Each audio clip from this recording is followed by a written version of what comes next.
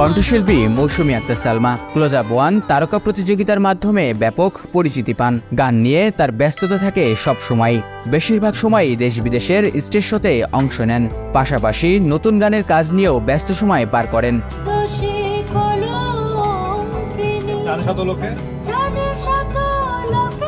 এরই ধারাবাহিকতায় এবার নতুন গান নিয়ে শ্রোতাদের মাঝে হাজির হয়েছেন সালমা।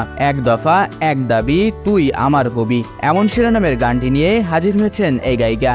গানটি লিখেছেন সোহেল খান, মিউজিক করেছেন রোহান রাজ। গানটির মিউজিক ভিডিওতে মডেল হয়েছেন সোহেল শুভ ও আরশি। গানটি আজ প্রকাশ পেয়েছে।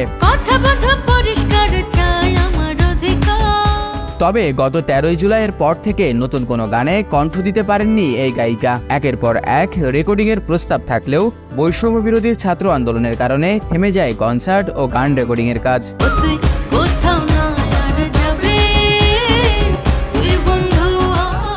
অবশেষে বিরতি ভেঙে গানে ফিরলেন সালমা।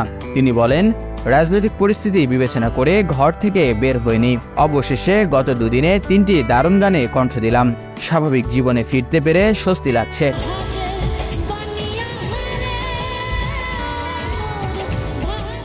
ক্লোজ আপ ওয়ান দ্বিতীয় সিরিজের বিজয়ী ছিলেন কুষ্টিয়ার মেয়ে সালমা।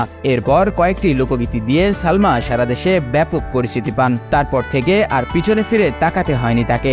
একের পর এক গান গেয়ে শ্রোতাদের হৃদয় ছুঁয়েছেন। শাহিন শুভ, রাইজিং বিডি ডেস্ক।